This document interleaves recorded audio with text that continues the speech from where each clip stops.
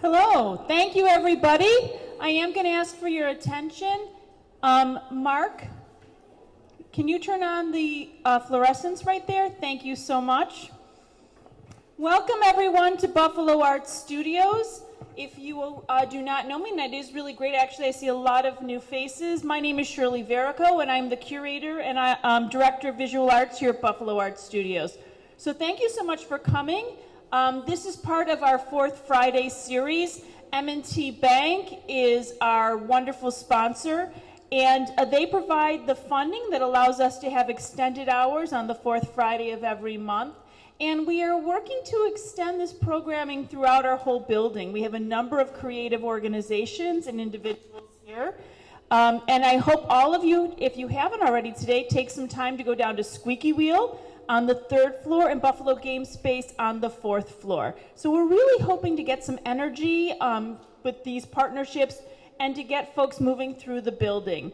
I know the building is huge, 600,000 square feet, but several of the folks from the Amatryx lab diligently put green tape on the floor so you can follow the green tape. They have to remove the green tape today, so please make their work worth it. So once again, thank you all for coming. I also have to thank some of the other funders that make our Buffalo Art Studios programming possible. So we have M&T Bank, we also have the New York State Council for the Arts, we have the Cameron and Jane Baird Foundation, we also have the Community Foundation and the Oshai Foundation. Erie County is also a very generous sponsor of Buffalo Art Studios, and then of course it is the many, many, many individuals and artists that contribute their work, their time, their talent. So we are so thankful that we can be here and be free and open to the public 5 days a week. I do want to do one more little promo today. I hope, because you're all tech savvy, you're going to see that we have lots of little posters around. If you are interested in joining the Buffalo Art Studios email list or volunteering for us, it's really fun to be a volunteer for us. And getting to know us more, please sign up. We are going to be looking at that information to see how partnerships like what we have done tonight with the University of Buffalo, with the program, with the Media Arts Department, what that does in introducing new folks to our organization. So this is important to us. Also, you can ask me. We have Sydney. We also have Lauren and Alma. I saw Alma in the back. She's probably spinning around. There she's waving, Alma Correo, our executive director. You can speak with any of us if you want to know more about the studios. So we are really excited about this project here.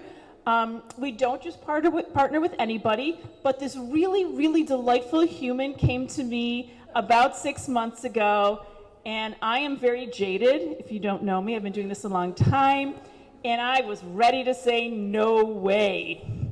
And then Cody Muir charmed me.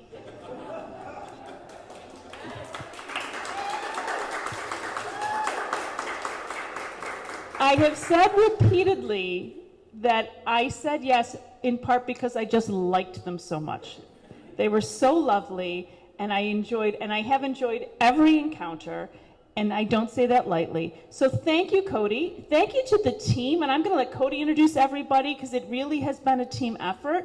So I'm going to start by introducing Cody Muir, who is an assistant professor or associate professor. Assistant. I'm not sure what the difference is. Tenure. He knows. They know. And also the director of the Amatryx Gaming Studio.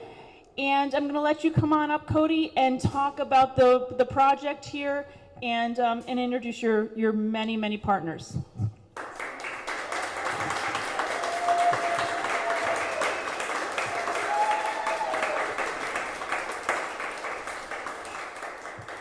Hi, everyone. Thanks so much for coming. I wasn't expecting to get quite emotional from the intro, but thank you, Shirley. I'm not sure I deserve it, but I very much appreciate it.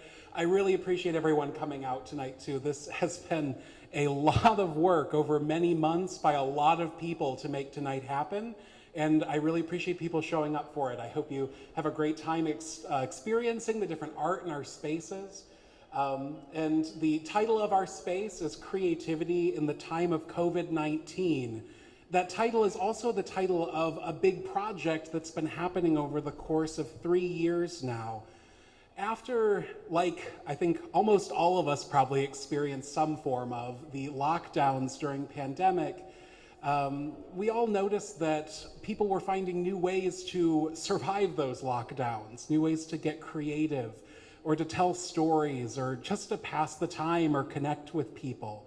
And in the aftermath of that, we wanted to find, and the we here is the partners I'm going to introduce to you in a moment, but we wanted to find some way of acknowledging that creativity that happened in the pandemic that helped so many of us get through it without just letting that pass, right? Without just letting that, become part of the unspoken history of a pandemic that we all experienced and are experiencing. So this has been a project funded by the Mellon Foundation for several years. It's involved the Amatryx lab, and that's the name here, Amatryx 23 in the hashtag. It's involved our lab at UB. It has involved the Digital Humanities and Literary Cognition lab at Michigan State University, and we have the director, Natalie Phillips, here, who will be speaking to us tonight for a few minutes about that too. It also involved the Washington University at St. Louis, the Naval Academy, and then many wonderful community partners who have come on and helped us organize these exhibitions. I mention this because this exhibition is the first of a series that's going to be happening in those different places with those different partners over the coming year. So to our partners at those other spaces, thank you so much. Thanks for coming, and thank you everyone locally here for showing up tonight too. What I find so interesting about this project, what's motivated me in it, and what really excites me tonight, is seeing the stories that come through in all of these different artworks. The ways that people found new ways to express themselves, their emotions, their experiences, their identities, and countless other things through this artwork. And I think once you start exploring the space, if you haven't yet, you'll quickly start to see that in a lot of the art. But in those stories, I think those are stories of how we got through a really difficult time, a time that not everybody made it through, right? Probably many people know someone that they lost or someone that they know who lost somebody. And we wanted to capture that creativity, but also tell those stories in ways that honored those experiences, and the ways that we found new ways to tell stories during the pandemic. And in particular, I really was excited about this project because it was focusing on the experiences of like everyday people. So often I think in art spaces, we focus on the work, and understandably, right, we focus on the work of great craftspeople, people who are at the top of their game, who are pushing art forms in new directions, people with a lot of national and international prestige. And some of those artists are in this show too, but a big part of our focus was telling our stories. The stories of the person who got a coloring book and just started coloring during the pandemic. Those are the stories that don't get told very often, right? Those are the stories that are meaningful to us as individuals, but other people don't always tell. And that's always been a passion of mine. I remember when I first started working in community storytelling and interviewing people, asking them about their stories, one of the things I heard the most frequently from people was, why would you want to interview me? Why do you care about my story? Why would anyone care about my story? And I've always found that, and I think that motivates me in a really big way, because I find that response really sort of heartbreaking, right? To hear that, we're so conditioned to think no one's going to care about our story. But I hope that tonight, through this exhibition and the work that we've done, to include everyday experiences and artworks here, that you can see those stories, right? And also hopefully walk away realizing that your stories matter too.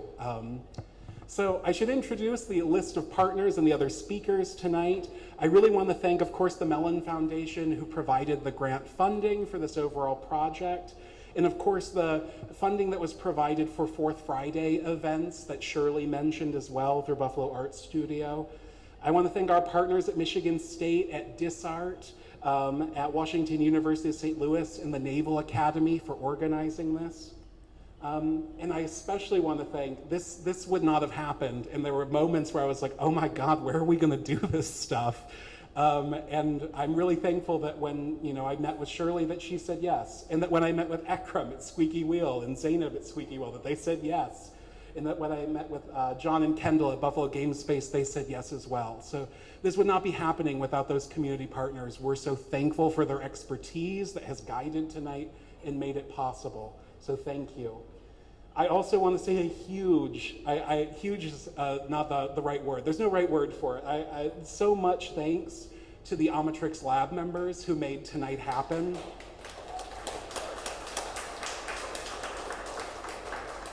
They were co-curators, they were co-organizers, they were people helping put out fires before I knew about them, and I'm so thankful for them.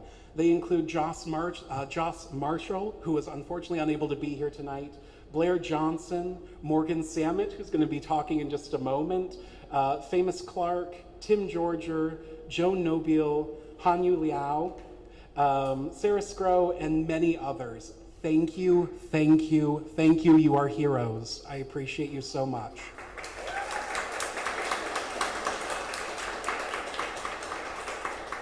All right, so I should shut up now and pass it off to some other folks. I'm going to pass it over to Morgan, who has been an invaluable, brilliant lab member who has really helped pull things together this week and is also putting together a catalog of this exhibition that will be available in the coming weeks too, so people can check this out even if they're not able to be here in person. Morgan, come on up.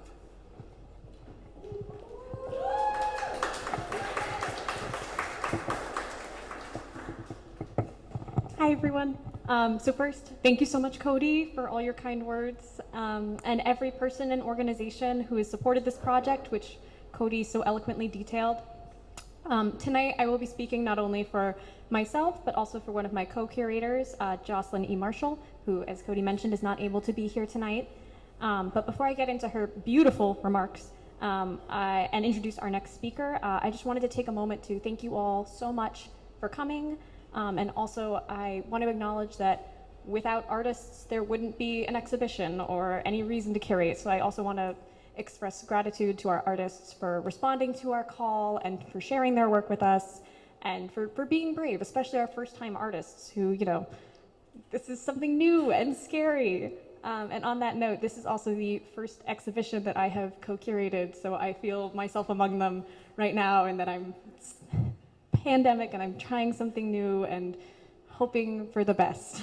And I also want to let you all know that please interact with the works. This is a unique exhibition. A lot of our artists are working in very different mediums and they want you to interact. One of the biggest goals and themes of our exhibition is community and connection. So please connect with the work, put on a crown, look at the postcards, take a zine, fill out a zine, play our games downstairs.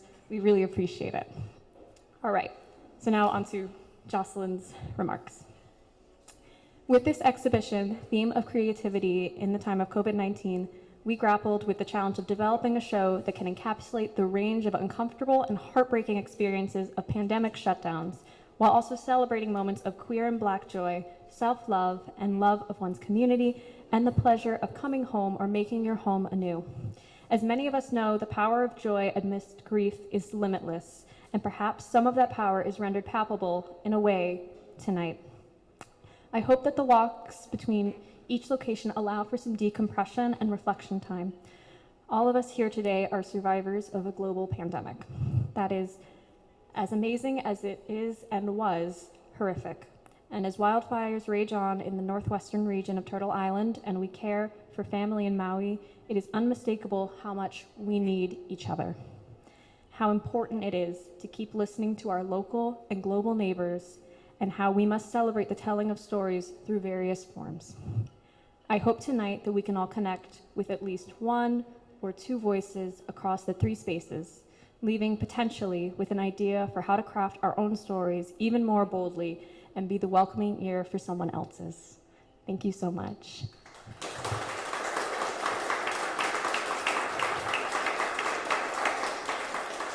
And now I would like to introduce Famous Clark. He is the lead programmer and designer, for Transfolks Walking, which is located in Buffalo Game Space, floor 4. So make sure you check it out. He's also a student a PhD student of Media Studies at SUNY Buffalo, so please join me in welcoming Famous.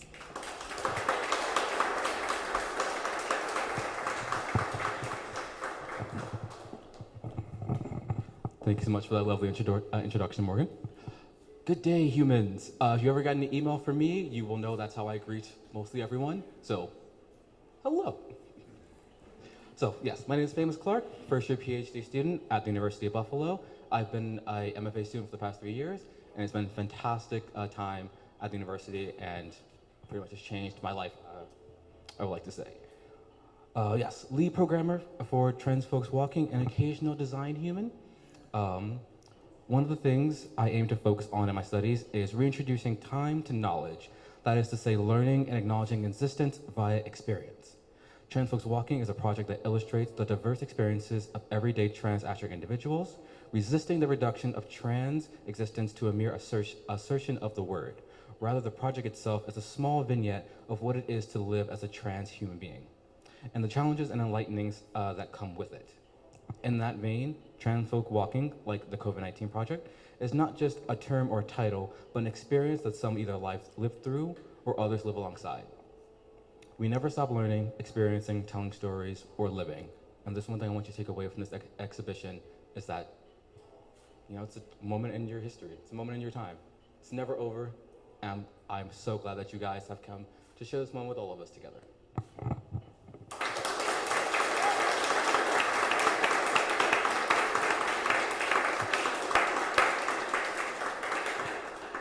I wasn't told who to give this to. That would be me. This part I'm going to have to read a little bit of because I'm introducing two incredibly accomplished people, and I don't want to leave out any of those accomplishments. It is my great joy and honor tonight to introduce to you the first speaker, Associate Professor of English and founder and co-director of the Digital Humanities and Literary Cognition Lab at Michigan State, Natalie Phillips. Natalie was my mentor at Michigan State, and she is also one of the leaders on this overall project with our various institutional partners. She specializes in 18th century literature, the history of mind, cognitive approaches to fiction, and disability studies. She is also a leading figure in the emerging field of literary neuroscience, pioneering a series of interdisciplinary experiments. I got to work on some of them, it's fun, that use neuroscientific tools such as fMRI and eye tracking to explore the cognitive dynamics of literary reading. Current experiments in progress at the lab include an fMRI study of literary attention in Jane Austen, a neuroscientific study on the pleasures of poetry reading, a cross-cultural project on narrative perceptions of music, and most recently, and what we're here for, creativity in the time of COVID-19. Beyond her professional credentials, I would further add that Natalie is a fantastic mentor to me and to many others who have since entered higher education, medical fields, scientific research, art and education nonprofits, and much more. She shows through doing that scholarly and artistic excellence need not come at the expense of kindness, compassion, and humanity. She models how some of the best research can be collaborative, it can take risks, it can cross institutional boundaries, and not be afraid to get creative and problem solve in ways that are both fun and often very not ideal. Please join me in welcoming Natalie Phillips.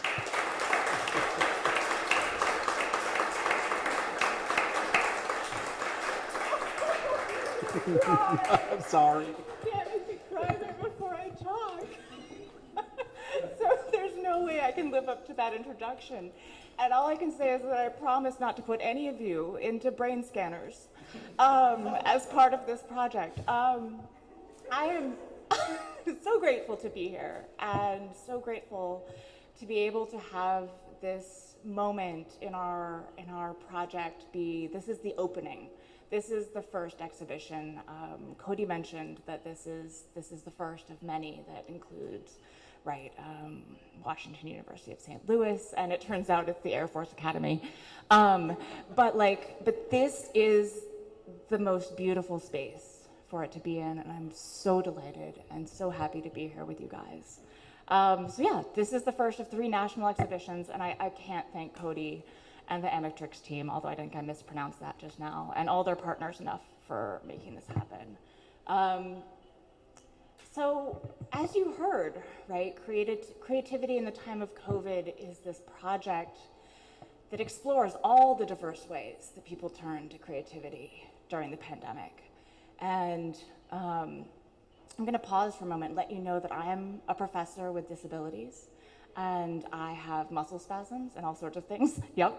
And so you're going to see that as part of this, and I hope you will just enjoy and delight in the ways that this sort of disrupts the conventional models of what we expect from a talk. I may go down on the floor. If so, I will take the computer with me, and don't call 911. I'm good. But so when this whole project started, there was no idea of a Mellon grant. There was no idea of a grant at all. It started in a class of mine at Michigan State. It was March of 2020. And students had just gone into lockdown. We'd all gone into lockdown, and we'd all gone on Zoom. And as the class went on, they began to share all the ways that they were coping. And they were all turning to these everyday acts of creativity. One student actually burned a guitar and rebuilt it to play his favorite death metal melody. I was surprised. Another started painting these bright-colored ostriches, huge bright-colored ostriches, to offset the whitewashed work of sanitizing on the MSU janitorial staff. And others started crocheting and painting rocks. And there was gaming. And there was lots of Animal Crossing, obviously, and TikTok, and sourdough baking, and we know all this, but like, it just kept going and going, and there are 25 students in this class, and 23 of them were talking about this when they hit absolute bottom, right, that they turned to this moment and to turn to some form of art, and it was astonishing. And so we wondered if this was happening in a single class, what was happening nationally? What was happening internationally? And so working with the team at Buffalo and a whole assortment of folks that you've heard about, we started collecting samples for a digital archive. There's going to be a digital archive, and all sorts of exhibitions of what people did creatively during COVID and how this related to their personal stories of the pandemic.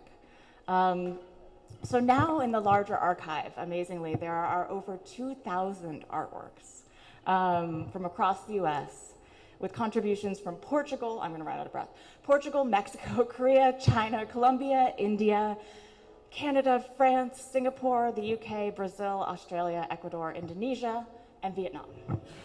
One of the goals of the project, and I think one of the hardest goals to try to actually achieve or think about how to do, is to think about how this art making has the power to reveal and push back against the systemic inequities revealed by COVID.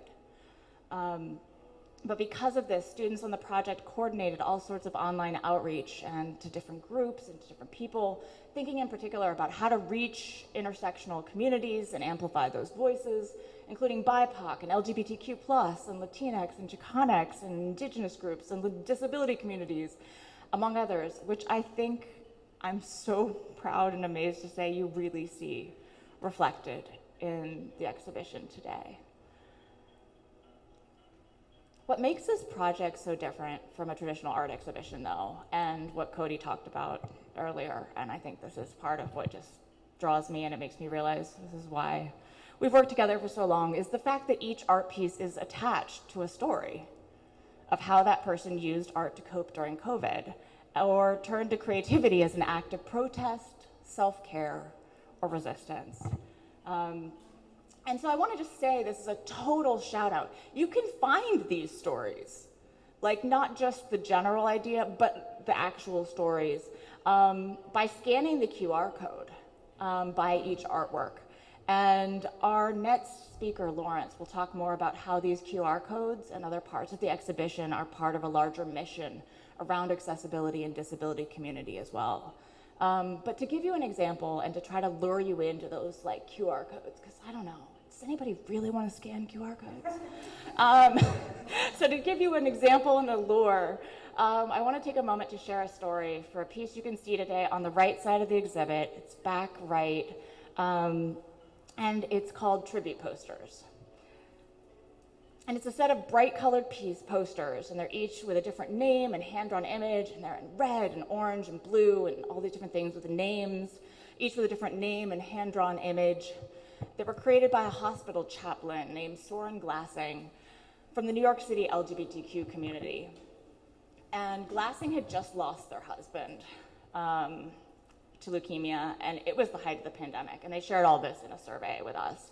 And grieving, they began creating these personalized artworks as tributes to the patients that were dying in their COVID ward. Contacting their families to learn about each person's favorite colors, activities, passions, whatever it is that their family, whatever words their families would use to describe them and just convey some crucial essence of who they were, and incorporating them into each piece. As they put it, and this is a direct quote from them, quote, "The art-making experience gave me a way to center myself in the moment and use my art to help me with the sheer force of grief overwhelming me professionally and personally," end quote. And so, since each poster was actually hung above the bedside of the person who was often hidden away by the PPE equipment, it also did what Glassing most wanted, which was, again, I can quote, "for my patients to be humanized and not just a number," end quote. And so this is what we hope will happen, not just that you reflect on your own stories, which is crucial, but that as you move through the exhibit today, that it can sort of take this vast landscape of grief and boredom and malaise and deep injustice around the pandemic and make it human in all its messy complexity, and inspire us to move forward in whatever beautiful, painful way we can. Thank you.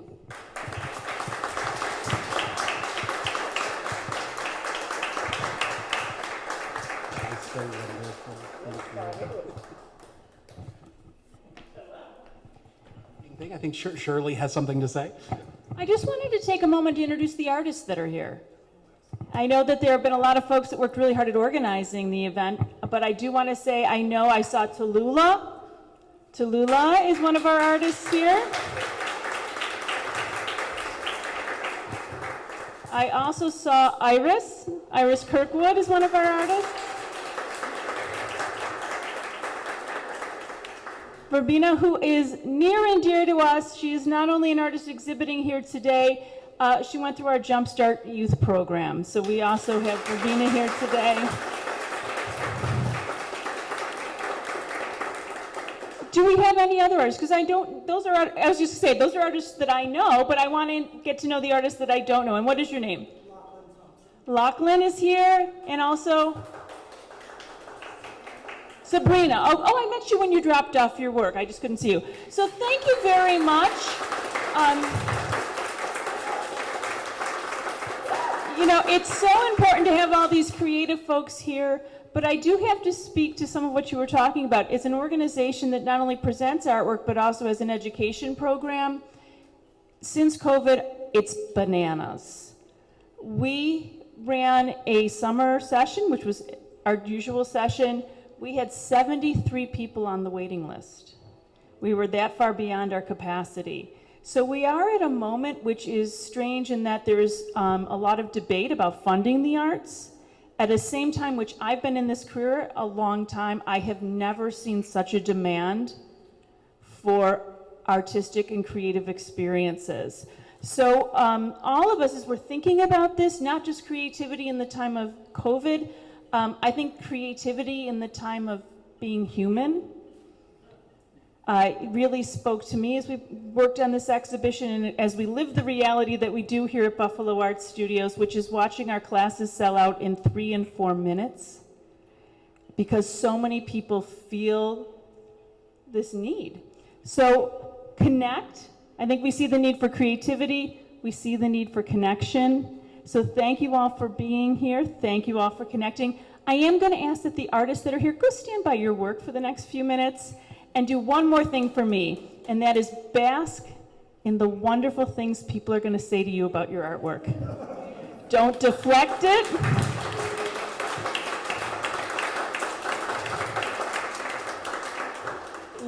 Accept it and bask in it. Oh, and eat snacks. We're going to put out some more food. Thank you all so much. If you want to know more about Buffalo Art Studios, please speak to any one of us. Join our mailing list, become part of our community. And I think if you speak to some of our long-term artists, Nick Stokes, one of my former interns who I just adore, and I'm always thrilled to see him, become a part of our community. Get involved. It's really a great place. So thank you all. Eat snacks. Go stand by your artwork. Thank you.